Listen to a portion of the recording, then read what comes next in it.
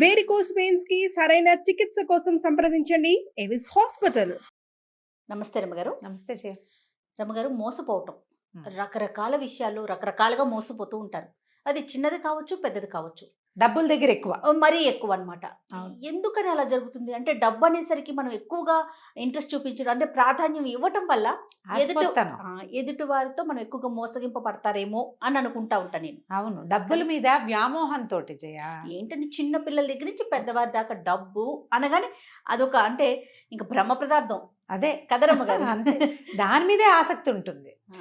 మనకి అత్యంత ఆస్పోతనం, చాలా సంపాదించేసుకోవాలి, చాలా దాచేసుకోవాలి, చాలా ఉంచేసుకోవాలి. వీట్ల వల్లే మోసపోతాం. ఉమ్, ఉమ్. అసలు మోసం చేయటానికి జనాలు ఎంత నమ్మిస్తారంటే, చాలా నమ్మితే కానీ మోసం చేయలేరు కదా జయ. ఎప్పుడు చూడు మనకి ఏమిటంటే ఏమనాలి దాన్ని సరిగ్గా చెప్పాలంటే, అదేం విడిగా ఉండదు ఆ పదార్థం. మనం బాగా నమ్మితేనే మోసం చేయగలుగుతారు. మనం ఎవరిని బాగా నమ్ముతాం? బాగా ఎస్టాబ్లిష్డ్గా ఉన్న వాళ్ళని ఆ. కదా. వీళ్ళ దగ్గర నుంచి ఒకళ్ళు చిట్ ఫండ్ కంపెనీయో, ఓ కంపెనీయో, ఓ ఉద్యోగాలు, ఏవో ఒక 25-30 మందికి ఉద్యోగాలు ఇచ్చారనుకో, ఉమ్, అప్పుడు వాళ్ళందరికీ ఉద్యోగాలు వచ్చినాయని మనం కూడా నమ్ముతాం. ఉమ్. లేకపోతే వాళ్ళందరూ బాగా డబ్బులు వచ్చి ఏదో చేసేసుకుంటున్నారని, ఈ బిజినెస్ చేస్తే వాళ్ళంతా సంపాదించేసుకున్నారని. ఈ మోసం చేసేవాడు ఏం చేస్తాడు? సాధారణంగా బాగా ఎస్టాబ్లిష్ చేస్తాడు, 2-3 ఏళ్ళు నమ్మిస్తాడు. ఉమ్. జనాలు నమ్మిన కొందికి వాడికి మోసం చేసే అవకాశాలు పెరిగిపోతాయి. అంతే. అవును, అవును. అందరూ దిగిపోయాక, అన్ని పక్కల నుంచి జనాలు దిగాక, వాడికి సర్ప్రైజ్ మనీ ఏర్పడ్డాక ఎత్తేస్తాడు. వ్యాపారం నడుస్తున్న నాళ్ళు నడుస్తుంది. ఎత్తేదలుచుకుంటే అవతల వాళ్ళ నమ్మకమే వీడి పెట్టుబడి. అంతేగా. 100% ఈజీగా మోసం చేసేయచ్చు డబ్బు విషయంలో.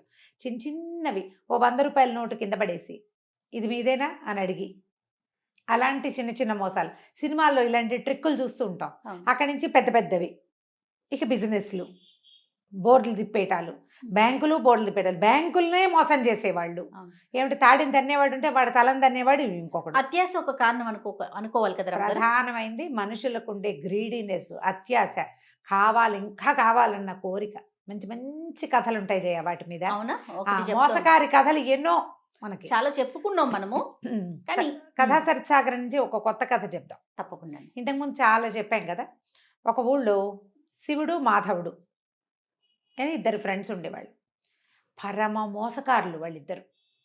ఇది డైరెక్ట్గా దొంగతనం చేయటం లాంటివి కాదు, మోసం చేసి సంపాదించటం. వాడిమ్మన్నాడని వీడి దగ్గర, వీడిమ్మన్నాడని వాడి దగ్గర చెప్పడం, మాటలతో బురిడి కొట్టించేసేయటం. ఇక వాళ్ళు ఉన్న ఆ రత్నగిరి అనే ఊళ్ళో అందరినీ మోసం చేశారు వాళ్ళు.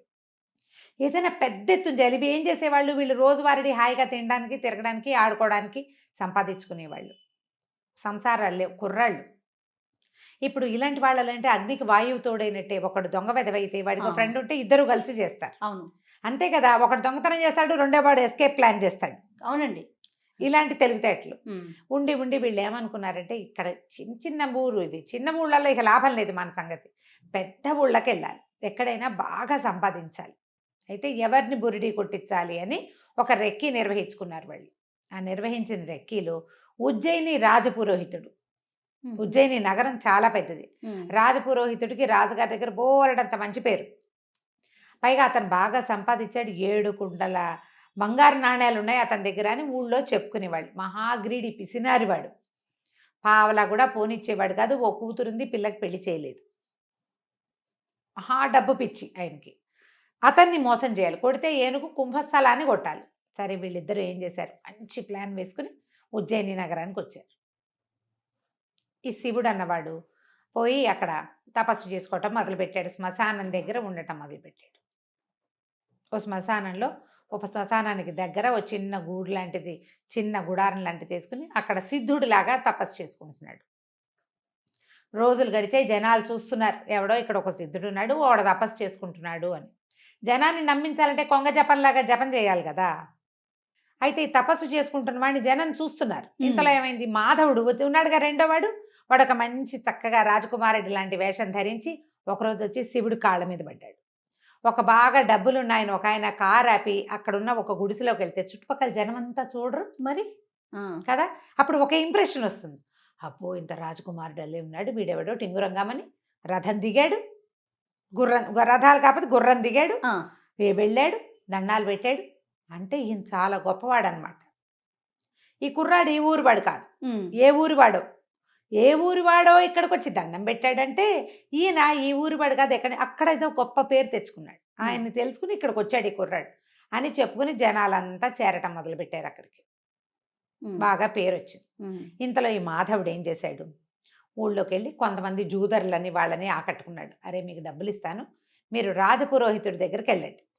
వెళ్ళి నేను రాజకుమారుణ్ణని, నాకు రాజుగారి ప్రాపకం కావాలని కోరుకుంటున్నానని, దర్శనం ఇప్పించమని, ఏదైనా ఇస్తానని చెప్పి ఆయన ఒప్పించండి అని.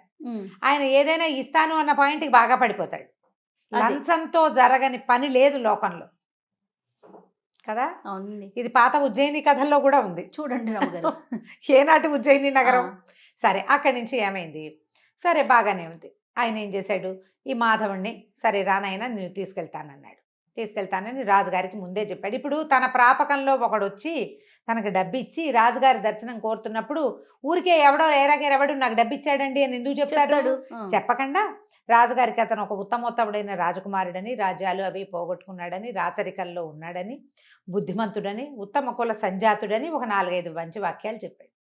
ఈ వచ్చిన కుర్రాడు వీడు చక్కటి టిప్పిటాప్గా దొంగ వెధవలకి చక్కటి ముఖ కవళికలు ఉంటాయి, వాడు బాగుంటాడు.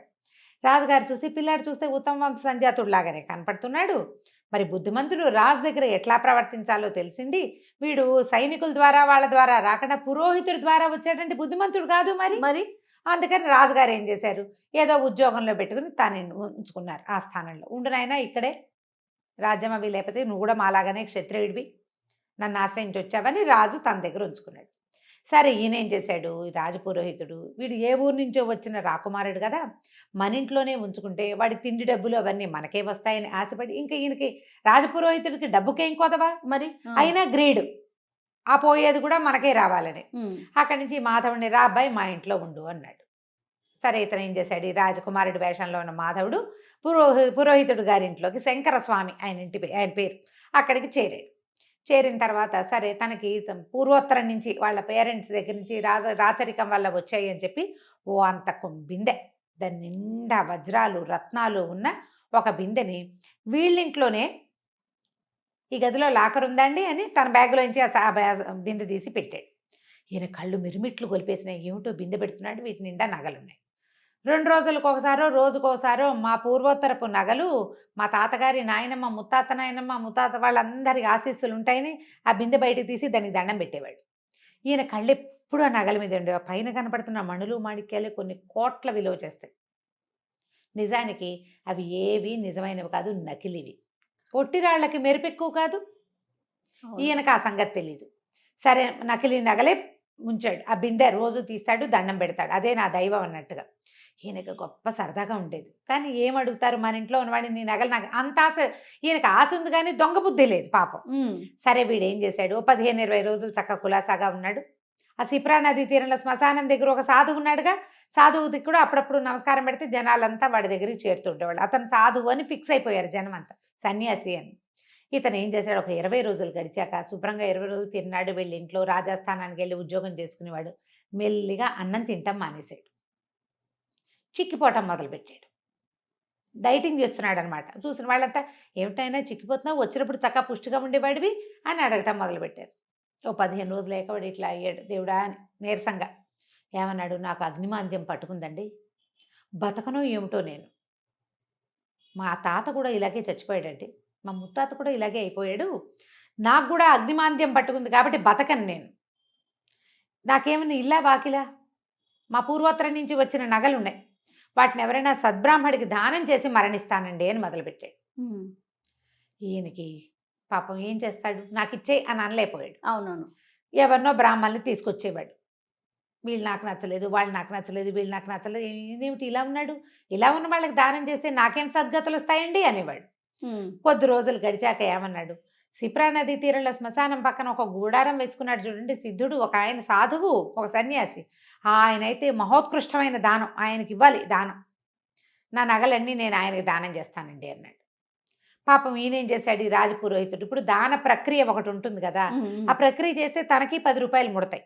ఆయన ఉద్దేశం అది. ఉమ్. పోయి అక్కడ ఉన్నాడే ఎవరు అక్కడ వీడి ఫ్రెండ్ ఆ, శివుడు అక్కడ కూర్చున్న ఆ సన్యాసికి వెళ్ళి అడిగాడు, బాబు మా ఇంట్లో ఉన్న మాధవుడికి ఒంట్లో బాగుండలేదు, వాడికి అగ్నిమాంద్య రోగం పట్టుకుంది, మరి చనిపోయేలాగా ఉన్నాడు, పాపం బక్కచిక్కిపోయాడు, తన దగ్గర ఉన్న పూర్వోత్తరపు నగలన్నీ దానం చేస్తానంటున్నాడు, దానం పట్టమన్నాడు. అనేసరికి శివుడు అన్నాడు, నాకేం ఇంట్రెస్ట్ లేదండి, ఉమ్. దానం ఎందుకు, నేను సన్యాసిని, సంసారికైతే ఏదో నగా నాణ్యం దానం పుచ్చుకున్నా ఉపయోగపడుతుంది, అవును. నాకేం ఉపయోగం, నేను సన్యాసిని, పోనీ దానం పుచ్చుకున్నారో నాకు పిల్లని ఎవడిస్తాడండి అన్నాడు. అనగానే ఈయనేమన్నాడు, బాబు పూర్వాశ్రమంలో నువ్వెవరు ఏమిటి అని అడిగితే నేను బ్రాహ్మణేనండి అని చెప్పి, అయితే నాకు ఒక కూతురు ఉంది, మా పిల్లనిచ్చి పెళ్లి చేస్తా, ఓహో. ఆ? మా పిల్లనిచ్చి నీకు పెళ్లి చేస్తాను, పెళ్లి చేసుకో, దానం పుచ్చుకో, మా ఇంట్లోనే ఉండు కానీ హాయిగా అన్నాడు. అని చంకలు గుద్దుకున్నాడు లోపల, అమ్మయ్యా మన అల్లుడికే వస్తుంది మొత్తం డబ్బంతా. సరే ఈయన కాసేపు నసిగి గునిసి, సరేలేండి పాపం ఆయన ఎవరో వర్ణాసన్నుడుగా ఉన్నవాడి కోరిక తీర్చాలి, తమరింత పెద్దవారు ఇంత మాట అన్నారు, కన్యాదానం కూడా చేస్తామంటున్నారాయే, అలాగే లేండి అన్నాడు. వెంట పెట్టు తీసుకొచ్చి వినయ స్వామిని, ఆ పిల్ల పేరు, ఉహుం. ఆ తమాషా పేర్లు ఉంటాయి ఈ కథా సరిత్సాగరంలో, ఆ వినయ స్వామిని ఇచ్చి పెళ్లి చేశాడు. పెళ్లి చేసిన 2 రోజులకి ఇతనితోటి ఆ మొత్తం ఆ బంగారపు కుండ ఉంది కదా, కుండ నిండా ఉన్నాయి వజ్రాలు, రత్నాలు, ఆభరణాలు, పూర్వోత్తరపు నగలు, అవన్నీ దానం చేయించాడు. అయితే ఇతనేమన్నాడు, ఈ నగల సంగతి నాకేం తెలుస్తుందండి, మీరే దాచండి అని మామగారి చేతిలో పెట్టాడు శివుడు. మాధవుడు ఆ రోజు నుంచి అన్నం తింటాం మొదలుపెట్టాడు. నెల తిరిగేసరికి చక్కగా నున్నగయ్యాడు. దానం చేసిన ఫలితం వల్లే ఆరోగ్యం చేకూరింది. ఉమ్. అంతేగా మనం గుళ్ళో పూజ చేస్తే ఆరోగ్యం చేకూరుతుందని చెప్పుకుంటాం అంటాం కదా. కదా. మందు పట్టించిందనం మనం అవును. పూజ చేయటం వల్లే అంటాం. మన డాక్టర్ మంచివాడనే మాట కంటే పూజ చేయించాం, గ్రహశాంతులు చేయించాం కాబట్టి అలా నమ్ముతారు కొంతమంది. ఆ ఊళ్ళలో ఆ రోజుల్లో మరీ ఎక్కువ దానం చాలా గొప్పగా చేయించారు ప్రక్రియ. ఆయన కన్యాదానం చేశాడు, వీడు నగలు దానం చేసి ఆరోగ్యం బాగుపరుచుకున్నాడని చెప్పుకున్నారు. అక్కడి నుంచి 1-2 నెలలు గడవంగానే ఇక ఇతనేమన్నాడు అల్లుడు, ఏమంటే మీ ఇంటి మీద పడి తింటాం ఏం బాగుంటుంది, నాకు ఎట్లాగో దానం వచ్చింది నగలు, ఆ నగలు మీరే ఉంచుకోండి, ఓకే. దానికి తగిన వేల ఇచ్చేసేయండి నాకు, ఓ. నా డబ్బులు, నాకు దానం వచ్చిన డబ్బులు నేను ఖర్చు పెట్టుకుంటానన్నాడు. అనేసరికి ఆయన ఒప్పుకొని తన దగ్గర 7 కుండల్లో డబ్బులు ఉన్నాయని చెప్పుకుంటున్నారుగా ఊళ్ళో అంతా, ఆ 7 కుండల ధనాన్ని అల్లుడు గారికి ఇచ్చాడు. నగలు తను దాచిపెట్టుకున్నాడు. అవి పూర్వపు రాజవంశపు నగలంటే కోట్ల విలువ చేస్తాయి. మన దగ్గర 7 కుండలు ఏమిటి దిక్కుమాలిన ముష్టివి, ఇవే ఉంది లెక్క, అది చాలా ఎక్కువ అని భావించాడు. కొద్ది రోజులైంది, ఈ శివకేశవులు ఇద్దరు ఉన్నారుగా, శివుడు మాధవుడు హాయిగా ఎంజాయ్ చేయటం మొదలుపెట్టారు. అక్కడికి ఇక్కడికి వెళ్ళిపోతారు, తింటారు, కొనుక్కుంటారు, తాగుతారు, అక్కడ ఇక్కడ జూదవాడడానికి వెళ్తారు, విహారయాత్రలకు వెళ్ళిపోతున్నారు, ఎంజాయ్ చేసేస్తున్నారు. ఇంకా కొన్నాళ్ళు గడిచాక రాజపురోహితుడికి ఏదో పెద్ద రోజువారీ జీతానికి ఆయన కొదవలేదు, రాజుగారి దగ్గర నుంచి జీతం వస్తుంది, తర్వాత ఏమో సంబారాలు వస్తాయి భోజనానికి, దానికి ఖర్చులు వెళ్ళిపోతాయి. ఒకసారి ఆయన ఏదో కొనుక్కుందాం అనుకున్నాడు, పొలమో ఏదో, డబ్బులు లేవు, క్యాష్ లేదు కదా, మరి లిక్విడ్ ఉండద్దు. ఈయన ఏమనుకున్నాడు, మన దగ్గర ఇంత కొండ నిండా నగలున్నాయని ఒక మాణిక్యాన్ని పుచ్చుకుని రత్నాల వర్తకుడి దగ్గరికి వెళ్ళాడు. ఆయన చూసి, ఏంటంటే ఇది గాజు, దాన్ని నేలకేసి కొడితే 300 ముక్కలైంది, అది గాజు రాళ్ళు ముక్కలైపోతాయి, రత్నాలు ముక్కలు కొసలు కూడా విరగవు వాటికి. అయితే రత్నాల వర్తకుడు అన్నాడు, ఈ భలేవారండి, ఇది పిచ్చిది, మీరు ఎక్కడి నుంచి తెచ్చారనగానే ఆయనకు ఉండే గోపేలు మంది, ఊరు నాయనో ఏం చేతుండ్రా దేవుడా అని ఈ చెంబంత బిందు ఉందిగా, బిందంతా పుచ్చుకుని రత్నాల వర్తకుడి దగ్గరికి వెళ్తే అన్ని గిల్టు నగలే అవి. వాడు రోజు బిందె తీసి దండం పెడుతున్నాడు కదా, మెరుపు పెడుతున్నాడు వాటికి, మెరుపెట్టి ఎప్పటికప్పుడు తలతల్లాడిస్తున్నాడు. ఈయన చూసుకునేసరికి అవన్నీ పిచ్చి పిచ్చిగా ఉన్నాయి. రెండోదేమో అన్నీ పిచ్చివి, అందులో ఒక్క బంగారు వస్తువు లేదు. అక్కడి నుంచి పరిగెత్తుకుంటూ వచ్చాడు. అల్లుడిని, తీ నీ నగలన్నీ నువ్వే తీసుకో, నా డబ్బులు నాకేమంటే, ఇంకేం డబ్బులు, నువ్వు నాకు ఇచ్చావు, నేను వాడేసుకున్నావు, ఇప్పుడు నా దగ్గర ఏం లేవు, కొన్ని వ్యాపారాల్లో మదుపులు పెట్టుకున్నాం, మిగిలింది మేము వాడేసాం అనగానే ఈయన మాధవుడి మీదకి తిరిగాడు. నువ్వే కదా నాకు దానం ఇచ్చావు, నువ్వు ఇచ్చిన నగలన్నీ తప్పు, అవన్నీ పిచ్చి నగలంటే నాకేం తెలుసు, మా వాళ్ళు ఇచ్చిన నగలు నాకు తెలియదు అన్నాడు. అనేసరికి లబో దిబోం అంటూ ఈ శంకర స్వామి గారు రాజపురోహితుడు రాజుగారి దగ్గరికి పరిగెత్తాడు. ఈ నగలు ఎక్కడవయ్యా అంటే అల్లుడివి, అల్లుడికి ఎక్కడవంటే దానం ఇచ్చాడు, ఎవరిచ్చారు, నేనే ఇప్పించాను. అక్కడి నుంచి రాజుగారు ఈ నేరంలో సంబంధం ఉన్న మిగిలిన 2 కూడా పిలిపించాడు. అల్లుడు ఏమంటాడు, నాకు నగ నాణ్యం ఏమీ తెలియదండి, నేను అసలు సన్యాసిని, ఈయనే దానం ఇప్పిస్తాను అని చెప్పి నాకు పిల్లనిచ్చి పెళ్లి చేసి దానం ఇప్పించాడు, నాకు నగల సంగతి తెలియదని మొదటి రోజునే మా మామగారికి అప్పచెప్పాను లేదా అడగండి అంటే అప్పచెప్పాడు. అక్కడి నుంచి మాధవుడిని అడుగుతారు. మాధవుడు అంటాడు, నాకేం తెలుసండి, నేనేదో రాజస్థానం నుంచి పారిపోయి ఇచ్చేసా. మా తాత ముత్తాతల నాడు ఆ బిందె మా ఇంట్లో ఉండేది. నేను ఆ బిందె తెచ్చుకున్నా. అది బంగారుదో టింగారుదో నాకు తెలీదు. నేను ఏనాడు వాటిని అమ్మడానికి ప్రయత్నం చేయలే. పెద్దవాళ్ళ జ్ఞాపకార్థం ఉంచుకున్నా. చచ్చిపోతానని దానం ఇచ్చాను. అది బంగారం అని భావించి కాదు, మా తాత ముత్తాతల ఆస్తిగా భావించా. అందులో ఉన్నది బంగారమో కాదో నేనేనాడు పరీక్షించాల, నాకు తెలియదు. ఓకే. రాజుకు అర్థమైంది వీళ్ళిద్దరూ మోసకారులే. మధ్యలో మోసపోయిన వాడెవడు? రాజపురోహితుడు. ఎందుకు మోసపోయాడు ఆయన? అచ్చా. కేవలము రాజపురోహితుడి యొక్క లోభబుద్ధి వల్ల, ఆ కావాలన్న ఆశ కొద్దీ, నాకు మగపిల్లలు లేరు, నాకు డబ్బులు ఎందుకు, పిల్లకి పెళ్లి చేస్తే దాని దారిన అది వెళ్ళిపోతుంది అన్న ఊహ చెయ్యకుండా, నిత్యము రాజస్థానంలో మంచి పదవిలో ఉండేవాడిని, నాకు డబ్బాస ఎందుకు అనుకోలే, కట్టుకుపోతానా దీన్ని అనుకోలే. చివరికి ఏమైంది? ఆయన ఎప్పటి నుంచో దాచుకుని సంపాదించింది మొత్తం ఊడాయించేశారు. గట్టిగా అడిగితే నీ పిల్ల నాకు వద్దు వెళ్ళిపోతానంటాడు అల్లుడు. ఏం చేస్తారు? నోరు గట్టిగా మూసుకుని రాజుగారు కేకలేశారు. అబ్బాయిలిద్దరిని వదిలేశారు. వాళ్ళు హ్యాపీగా ఎంజాయ్ చేశారు. తర్వాత ఇట్లాగే కథలు నడుస్తూ ఉంటాయి. మనం ఆశ పడితేనే మోసపోతాం, అత్యాశ పడకపోతే ఎప్పుడూ జీవితంలో మోసపోము. ఆశ పడటం వరకు ఓకే అనిపిస్తుంది. అత్యాశ దెబ్బ మామూలుగా మనకి జీవితం మీద ఆశ ఉండాలి కదా జయ. ప్రతి విషయం మీద కూడా ఇది తీసుకుంటే ఇది చేస్తే మనకు బాగుంటుంది. మనకు ఆల్రెడీ చాలా బాగుండి ఇంకా ఏదో కావాలనుకుంటే నీ ఏదో కావాలనే ఊహనే అవతల వాళ్ళు క్యాష్ చేసుకుంటారు. ఈ రోజుల్లో ఎక్కువ చూస్తున్నాం కదా రమ్మగారు, మామూలు క్రైమ్స్ అని, చిన్నవే మోసాలు చేయ, చిన్న ఆన్లైన్ మోసాలని. అబ్బబ్బబ్బా, ఏంటి రమ్మగారు, బంగారానికి మెరుగు పెడతామని రావటం, మొత్తం వలిసి వాడి చేతిలో పెట్టడం. లేకుంటే మీరు ఒక 100 రూపాయలు పెట్టుబడి పెట్టండి, మీకు అది 150 అవుతుంది అనగానే ఎలా 50 రూపాయలు? అది చెప్తున్నావు జయ. కోటీశ్వరులు ఒక లేడీని నమ్మి ఇంకా ఎక్కువ వడ్డీ కోసం, మరి ఆవిడ ఎన్ని కోట్లకి కుచ్చుటోపి పెట్టి వాళ్ళకి డబ్బులు తక్కువ చూడండి, ఆ కోట్లకి ఇంకా కోట్లు రావాలంటే అత్యాశ కాదు. హాయిగా ఉన్నది ఎంజాయ్ చేస్తే సరిపోతుంది. అది ఎంజాయ్ చేయలేరండి, చేయలేకపోతారు రమ్మగారు. చేయలేరేమో. మరి ఇప్పుడు పైనుంచి వచ్చింది మాత్రం ఎలా ఎంజాయ్ చేస్తావు? నువ్వు ఉన్నదే నువ్వు దాచుకోలేకపోతుంటే ఎక్కడికెక్కడికో ఊహించుకుంటారండి. తరతరాలు కూర్చొని తినాలని అనుకుంటారేమో బహుశా. రైట్ రామ్ గారు, దాని మీద కూడా మళ్ళీ మంచి కథ ఉంది, చెప్దాం మళ్ళీ. అవునా? తప్పకుండా. రైట్ రామ్ గారు, నమస్తే. నమస్తే జయ.